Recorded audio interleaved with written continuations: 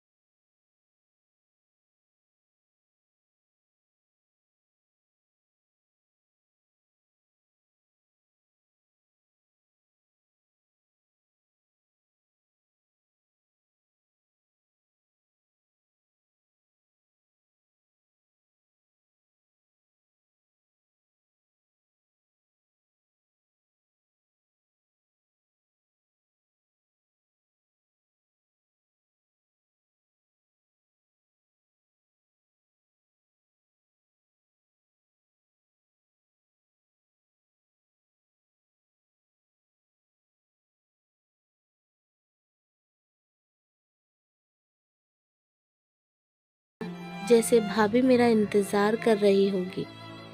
वो मुझे देखकर फ़ौरन ही बोली, नेहा जल्दी से यूनिफ़ॉर्म बदल लो और फिर मुझे 1 किलो मसूर की दाल लाकर दे दो। फिर वो अपने कमरे में पैसे लेने के लिए चली गई। भाभी की लंगड़ाहट अब कम थी। मैं जल्दी से हाथ धोकर भाभी के पास आ गई थी। मैं शीतल भाभी से पैसे लेकर 1 किलो मसूर की दाल लेकर आई थी। आज मैंने भाभी को थैला पकड़ाते हुए कहा, भाभी आज प्लीज़ दाल चावल बना लीजिएगा। मेरी भाभी के चेहरे का रंग एक पल के लिए फीका पड़ गया था। फिर उन्होंने हाँ में सिर हिला दिया और दाल अपने कमरे में लेकर चली गई। मुझे एकदम से अजीब सा लगा कि ऐसा कैसे हो सकता है।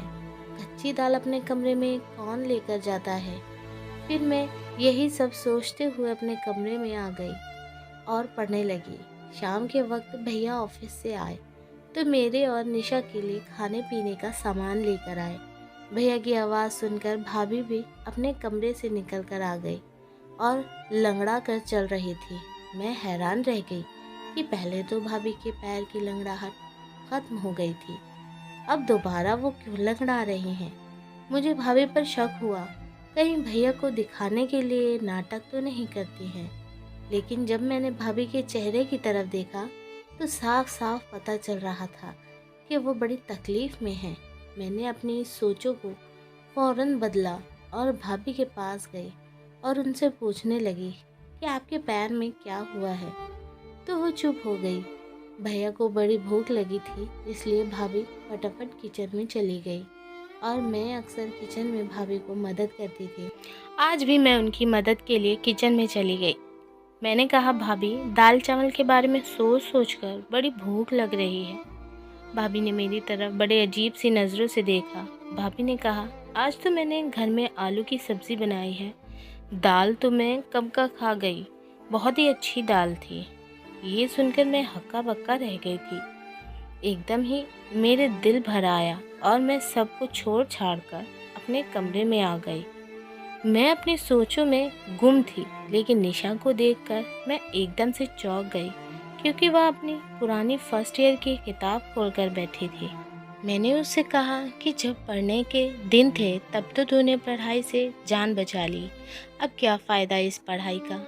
मैंने निशा से किताब छीनने के लिए हाथ आगे किया तो उसने मेरा हाथ झटक दिया और एकदम गुस्से से बोली, कभी तो मेरी जान बख्श दिया करो, हर वक्त मेरी माँ बनने की कोशिश मत किया करो। आप सिर्फ मुझसे 2 साल बड़ी हैं, 20 साल नहीं, जो मेरे हर मामले में टांग अड़ाती फिरती हैं। मुझे निशा से इस तरह के बर्ताव की बिल्कुल भी उम्मीद नहीं थी, क्योंकि निशा ने कभी भी मेरे साथ इस तरह की बात नहीं की थी। मैं उसे छोड़कर भैया के पास आकर बैठ गई। भैया मुझसे पढ़ाई के बारे में पूछने लगे, जबकि मेरा सारा ध्यान भाभी की टांग पर था। वह भैया के सामने आने का टाल रही थी और बहुत मुश्किल से कोशिश कर रही थी कि वो लंगड़ा कर न चले। भैया ने मुझे जब मेरी सोचों में गुम पाया तो परेशानी की वजह पूछने लगे। मैंने बिना कुछ सोचे समझे ही भैया को बता दिया कि निशा ने मेरे साथ बदतमीज़ी की है। भाई ये बात सुनकर हैरान हो गए। फिर उन्होंने निशा को आवाज़ देकर बाहर बुलाया और बोले कि तुम हर वक्त कमरे में क्यों घुसी रहती हो, बाहर आकर हम सब के साथ क्यों नहीं बैठती। भैया के शब्द अभी मुंह में ही थे कि निशा ने ज़ोर ज़ोर से रोना शुरू कर दिया। वह बोली, पिताजी खुद तो इस दुनिया से चले गए, लेकिन मुझे दर दर की ठोकरें खाने के लिए छोड़ गए।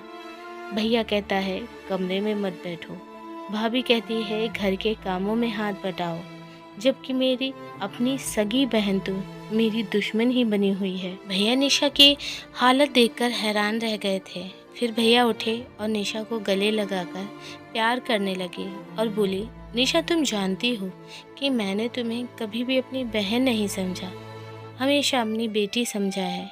फिर तुम इस तरह की बातें क्यों सोचने लगी हो। निशा कुछ भी बोले बिना सिर्फ रोती चली जा रही थी। हम सब भी परेशान हो गए थे। फिर अचानक ही उसने अपने आंसू पोंछ लिए और हम सबसे माफ़ी मांगकर अपने कमरे में चली गई। भैया ने भाभी को आवाज़ देकर बुलाया और बोले, शीतल आजकल निशा घर में ही होती है, ये इतनी चिड़चिड़ी क्यों हो गई है? भाभी का चेहरा एकदम ही सफ़ेद पड़ चुका था। वह बड़ी डरी हुई सी लग रही थी। वह बोली, सुनील, ये हमेशा बस अपने कमरे में ही बैठी रहती है, इसलिए मैंने एक दो बार उसे बोला था कि घर के कामकाज में थोड़ी मदद कर दिया करो। इस तरह से तुम बोर भी नहीं होगी। शायद उसे मेरी बात बुरी लगी होगी। भैया कुछ सोचने लगे थे, जबकि ना जाने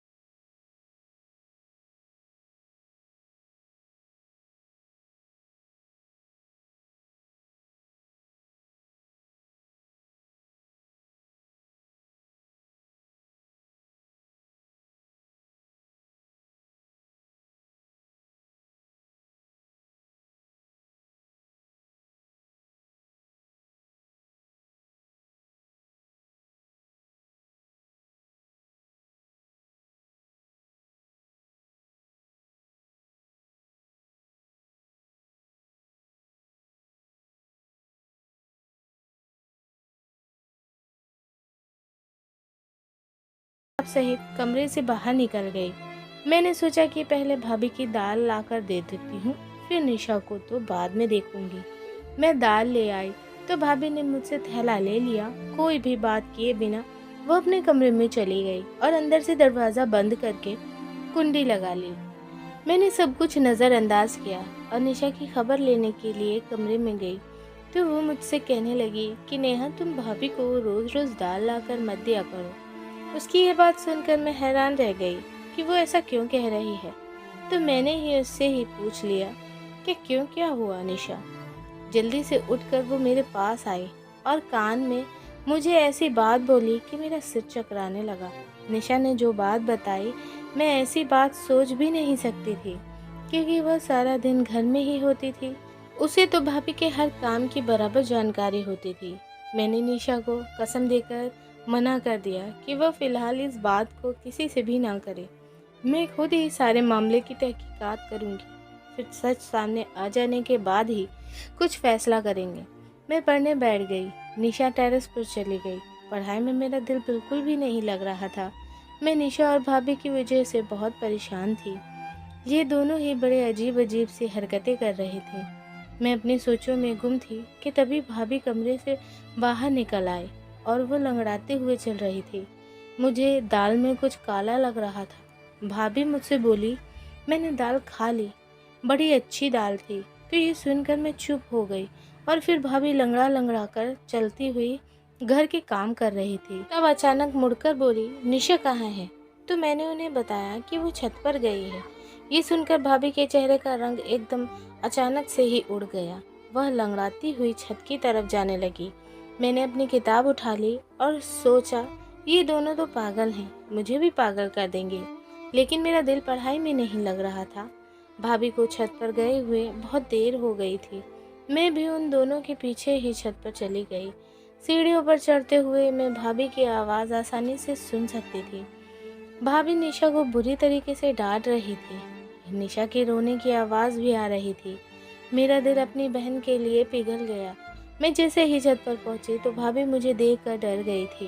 उन्होंने निशा को गले से लगाया और प्यार से बोली, कैरम नहीं खेली अपनी भाभी के साथ?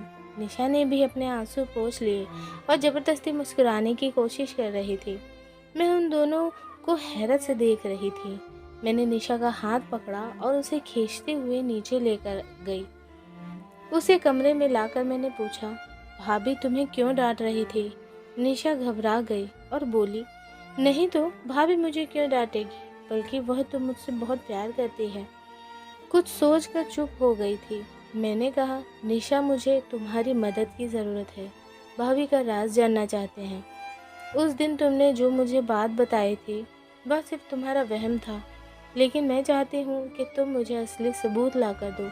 कल जब मैं भाभी को दाल ला कर दूंगी तो तुम उनके कमरे में छुप कर देखना कि वो दाल कैसे खाती हैं और फिर लंगड़ा कर क्यों चलने लगती हैं। मेरी बात सुनकर निशा एकदम से मुस्कुरा गई। बोली, उसमें मैं तुम्हारा साथ दूंगी। अगले दिन कॉलेज से वापस आते समय मैं अपने दिमाग में सारा प्लान फिट करके आई थी। घर पहुंची तो मैंने भाभी को मेरा इंतज़ार करते हुए पाया। वो बोली, नेहा जल्दी से दाल ला कर दे दो। मैं मुंह धोने के लिए कमरे में चली गई और निशा को भी समझा दिया कि जैसे ही भाभी को आवाज़ देकर मैं बुलाऊंगी, मौका पाकर तुम कमरे में जाकर छुप जाना। उसने हाँ कह दिया। मैंने भाभी को आवाज़ दी और कहा, भाभी दाल महंगी हो गई है, थोड़े पैसे और देने पड़ेंगे। वो मुस्कुराकर बोली, तो फिर क्या हुआ, मैं अभी ला कर देती हूँ। वैसे ही निशा भाभी के कमरे में जाकर छुप गई। मैं दाल लेकर आई। भाभी ने खुशी खुशी दाल मुझसे ली और अपने कमरे में चली गई। मैं बाहर बरामदे में बेचैन होकर चक्कर पर चक्कर काट रही थी। 1 घंटे बाद भाभी के कमरे का दरवाज़ा खुला और वो लंगड़ाती हुई कमरे के बाहर आ गई। फिर भाभी किचन में चली गई तो निशा भी उनके कमरे से बाहर निकल आई। लेकिन इस बात पर तो मैं दंग रह गई कि निशा भी आज लंगड़ा कर चल रही थी। मैंने निशा का हाथ पकड़ा और जल्दी से पूछा, निशा बताओ, मुझे क्या मालूम हुआ? निशा बड़ी परेशान सी लग रही थी। वो बोली, नेहा मैंने तो तुम्हें पहले ही बता दिया था कि भाभी हम सबसे कुछ छुपा कर घर में निकलती है, मगर तुमने मेरी बात का यकीन नहीं किया था। एक खिड़की है जो बहुत छोटी है, उससे निकलते वक्त पैर में चोट लग जाती है, इसलिए भाभी लंगड़ा कर चलती है। मैं भी उस खिड़की से निकलकर भाभी के पीछे जाना चाहती थी, मगर इस चोट की वजह से वापस आ गई। मैंने निशा को कसम दी कि वो भैया को इस बारे में कुछ भी न बताए। वो बोली, पागल तो मैं हूँ नहीं जो भाई का घर उजाड़ने का सोचूंगी। मैंने निशा को एक किताब दे दी और बोली कि तुम उसको पढ़ लेना।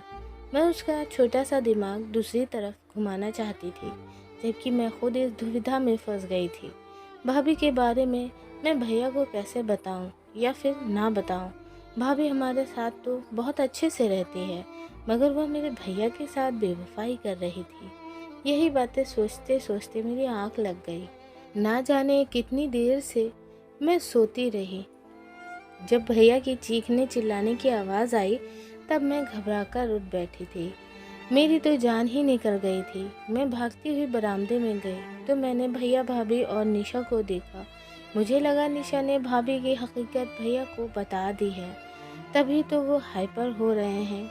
तुम सब क्या कर रहे हो? मुझे देखकर भैया गुस्से से बोले, मैं तो तुम्हें बहुत होशियार समझता था, मगर तुम भी इसको नहीं संभाल पाई।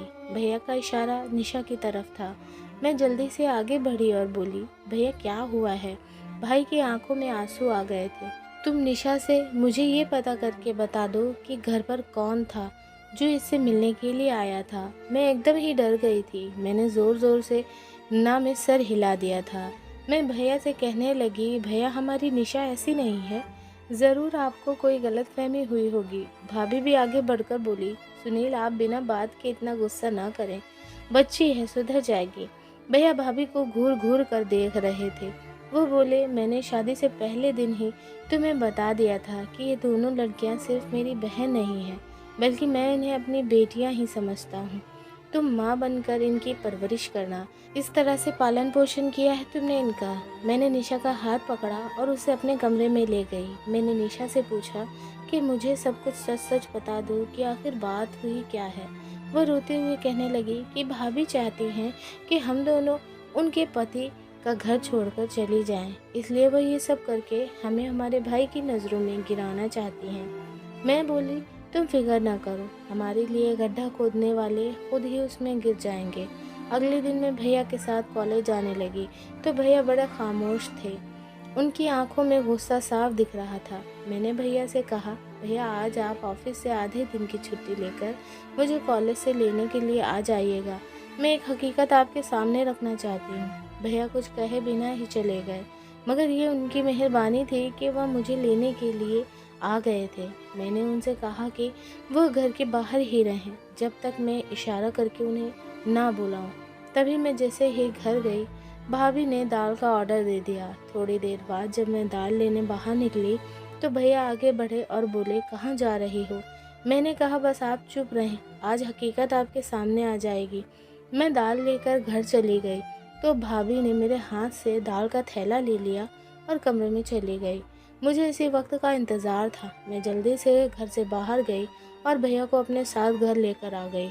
मैंने कहा, भैया आप अपने कमरे का दरवाज़ा खोलिए। भैया के पास एक चाबी थी जिसके ज़रिए उन्होंने दरवाज़ा खोला और जब हम अंदर दाखिल हुए तो भाभी अंदर कमरे में नहीं थी। उनके कमरे की खुफिया खिड़की खुली हुई थी। भाई ने उस खिड़की से बाहर देखा तो उन्हें भाभी नजर आई। वो तेज़ तेज़ चलती हुई कहीं जा रही थी। भैया भी इस खिड़की से कूद गए थे, जबकि मैं और निशा बड़ी मुश्किल से खिड़की से उतर पाए थे। हम तीनों भाभी का पीछा करते हुए दूर तक सुनसान सी जगह पर पहुंच गए थे। एक बाबा का घर था जहां लोग तावीज़ बनवाने के लिए आ जाया करते थे। तभी चलते हुए अचानक जब भाभी ने पीछे मुड़कर देखा तो हम तीनों को देखकर उनके चेहरे का रंग फीका पड़ चुका था। भैया आगे बढ़े और भाभी का हाथ पकड़कर उन्हें घर ले आए। भैया के तेवर बड़े खतरनाक हो चुके थे। वह भाभी से बोले, शीतल आज मैंने अपनी आंखों से सब कुछ देख लिया है, तो झूठ बोलने का कोई सवाल ही नहीं है, मुझे सच सच बता दो। तब भाभी बोली, सुनील भगवान जानता है मैंने आपकी इन दोनों बहनों को अपनी बेटियों की तरह ही समझा है, मगर इनकी वजह से आप मुझ पर शक करते हैं कि मैं इनका ख्याल नहीं रखती। इनकी वजह से आप मुझे अपशब्द भी सुना देते हैं। तब मुझे ये वहम हो गया था कि शायद आप मुझसे प्यार नहीं करते। ऐसा भी लगता था कि जैसे आप किसी और से मोहब्बत करते हैं और मुझे तलाक दे देंगे। मैंने बड़ी बहन से इसके बारे में बात की तो वो कहने लगी कि एक साधु बाबा हैं जिनका मंत्र बहुत शक्तिशाली है, उससे पति मुट्ठी में आ जाता है। इसलिए मैं आप सबसे छुपकर उनकी सभा में जाने लगी थी। साधु बाबा ने कहा था कि पूरे 30 दिन तक 1 किलो मसूर की दाल पर मंत्र का प्रयोग करना है और वही दाल नहर के किनारे फेंक देनी है। मुझे ये सब करते हुए पूरे 25 दिन हो चुके थे। मैं आप दोनों के जाने के बाद उसी मंत्र का पाठ करती थी, जिसकी वजह से निशा पर ध्यान न रख सकी। मुझसे चूक हो गई। निशा अपने ही इलाके के एक आवारा लड़के रोहित से मोहब्बत कर बैठी और इनके दरमियान चिट्ठी और ख़त का सिलसिला भी शुरू हो चुका था। मुझे निशा पर शक हुआ, इसलिए मैं आधी रात को उठकर छत पर चली गई। तब मुझे रोहित का ख़त नज़र आया। उसमें उसने निशा की बहुत तारीफ़ करी थी।